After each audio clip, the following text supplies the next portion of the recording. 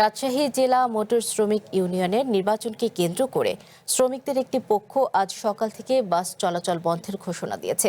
আরেক পক্ষ বাস চালু রাখার কথা বলছে। এ নিয়ে রাজশাহীর বাস শ্রমিকদের দুপক্ষের মধ্যে উত্তেজনা বিরাজ করছে। শ্রমিকদের এই বিরোধের জেরে দুর্ভোগের শিকার হচ্ছেন সাধারণ যাত্রীরা।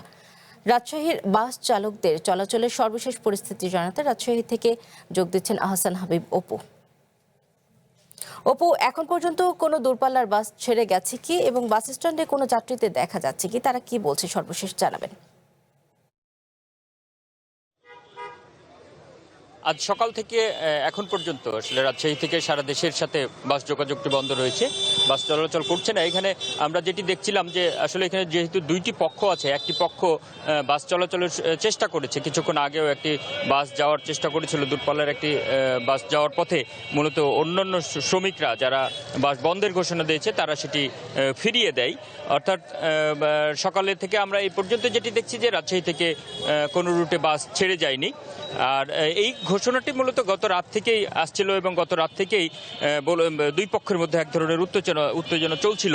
তারই প্রেক্ষিতে আমরা সকালবেলায় যেটি এই যাত্রীদের, আপনারা হয়তো দেখতে পাচ্ছেন যে যাত্রীদের দুর্ভোগ শুরু হয়েছে। যারা জানেন না যে বাস বন্ধ থাকতে পারে, চূড়ান্ত ঘোষণাটাও ছিল না এখন পর্যন্ত, যেহেতু দুই পক্ষ দুই রকম বক্তব্য, সে কারণে সাধারণ মানুষ তারা গন্তব্যে যাওয়ার উদ্দেশ্যে এসে টার্মিনালে এসে জানছেন যে বাস বন্ধ আছে, এই কারণে তাদের দুর্ভোগটা অনেক বেশি। এখানে আমরা যে বিষয়টি দেখছি যে ছোটোখাটো যে দূরত্বে যারা যেতে চান আশপাশে, তারা হয়তো ছোট যানবাহন, অটোরিকশা বা ছোট সিএনজি সেগুলোতে যাওয়ার চেষ্টা করছেন। তবে দূরপাল্লার যাত্রীরা আসলে চরম দুর্ভোগে পড়ছে। তারা অনেকেই বলছেন যে তারা জরুরি কাজে যাওয়ার জন্য এসেছেন কিন্তু এখন যেতে পারছেন না।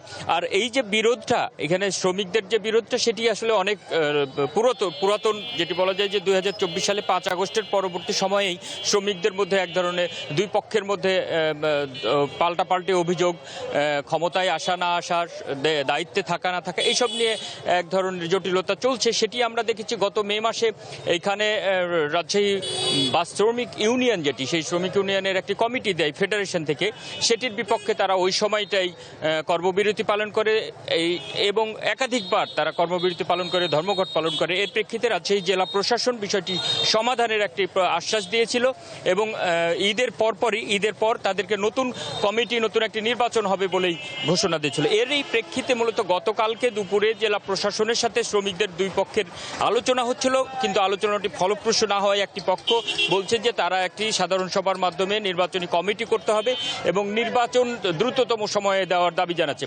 এখানে দুইটি পক্ষই আসলে নির্বাচন দেওয়ারই দাবি জানাচ্ছে এবং তারা চাচ্ছে যে একটি নির্বাচিত কমিটি এখানে আসুক।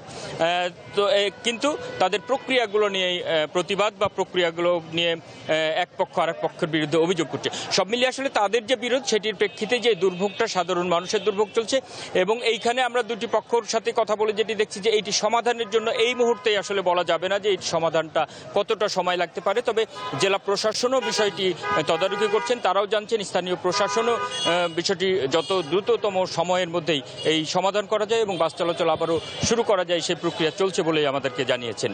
সৌদা। অপু, আপনাকে ধন্যবাদ।